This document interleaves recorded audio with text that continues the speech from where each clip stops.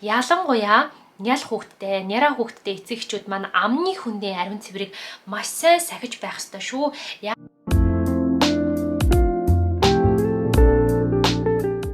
Сайн байцгаана уу? Та бүхэндээ өнөөдрийн мэндийг хүргэе. Сайхнаа байна. За өнөөдрийн маань шинэхэн видео бичлэгт маань та бүхэн маань тавтай морил.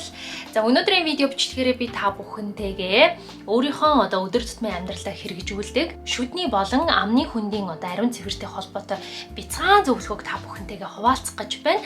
За тэгэхээр би саяхан Instagram үзэж хагаад энэ зургийг олж хараад тэгээд энэ зургийг хараад та бүхэнд маань жоохон тийм эвгүй сэтгэл төржиж магадгүй надад ч гэсэн бас анхаарад нэг тийм эвгүй сэтгэл төрсөн.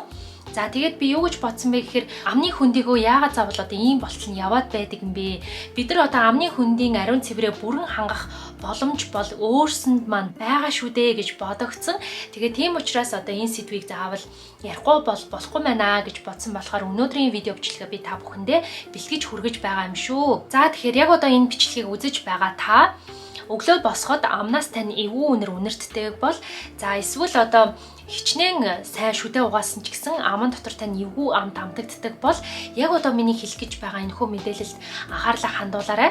За нэгдүгээр ерөнхий сойз гэж би нэрлэх дуртай. Тэгэхээр ерөнхий сойзыг бол хүн болгон ашигладаг. Ерөнхий сойзоор бид нар өдөрт шүдэ 3-5 удаа угаадаг. За бүр боломжгүй бол 1-3 удаа угаадаг байх гэж бодож байна. Тэгэхээр ерөнхий сойз маань бол бидний шүдний ерөнхий бохирдлыг л арилгадаг юм байна. За та бүхэн маань яг энэ зургийг харж байгаа бах. Ерөнхий сойз маань бидний шүдний 58%-ийг арилгаж чаддаг юм байна. Тэгэхээр доор харагдаж байгаа энэ нарийнхан хошуутай сойзыг давхар ашигласнаар шүдний маань 95%-ийг бүрэн цэвэрлэж чаддаг гэж үздэг юм байна. За хоёрдугаар нарийн хошуутай сойз байгаа. Нарийн хошуутай сойзыг бол би Монгол дахта хэрэглэж мэддэг байсан. Тэгээд энд ирээд шүдний асуудал тулгараад шүдний эмнэлэгт очиод үзүүлэхэд надад энэ сойзыг санал болгосон. Энэ сойзны маань ач холбогдол нь ямар үүрэгтэй юм бэ гэхээр бидний хурч угааж чадахгүй байгаа шүдний төгсгөлийн хэсэг. За тэгээд ингээд нарийн завсруудыг угаах зориулалттай ийм сойз юм байна. Тэгэхээр та бүхэн маань болж өгвөл ерөнхий сойзноос гадна энэ нарийн хошуутай сойзыг заавал гэртээ авч тавиарай гэж зөвлөж байна. За 3 дугаар шүдний тойл байгаа. За шүдний тойлыг бас би Монгол дахта хэрэглэж мэддэггүй байсан. Энд ирээд охиныхоо шүдийг шүдний эмнэлэгт үзүүлэхдээ бас олж мэдсэн байгаа. За тэгээд бид нар ер нь шүдэндээ асуудал тулгарсны дараа л шүдний эмнэлэгт хандаад өөр шүдэнд маань ямар асуудал тулгарсныг олж мэддэг.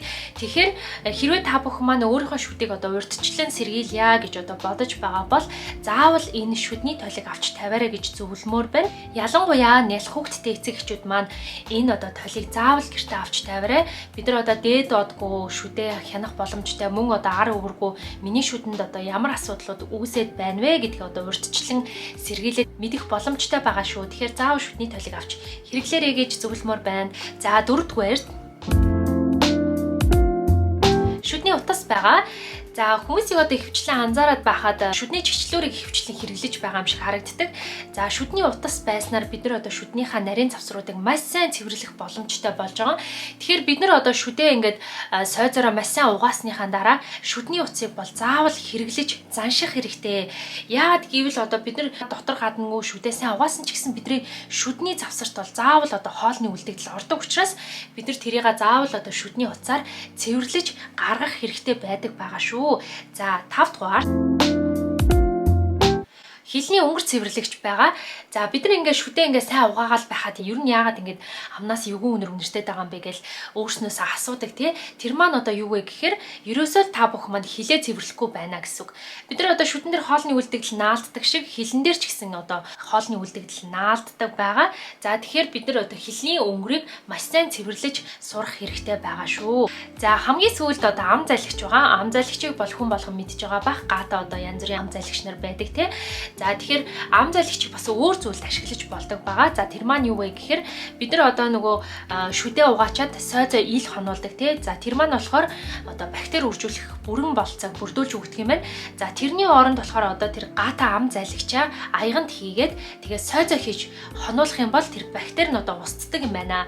За тэгээд иймэрхүү 6 шат дараалтай цэвэрлэгийг та бүхэн маань өдөр тутамдаа хийж хэрэгжүүлснээр өөрийгөө бас тодорхой хэмжээгээр шүдний өвчлөлөөс одоо бүрэн хамгаалах боломжтой болж байгаамаа. За бид нар ер нь шүдний эмнэлэг дээр очихоор юу гэж хэлдэг вэ гэхээр шүдээ маш сайн угаал гэж хэлдэг.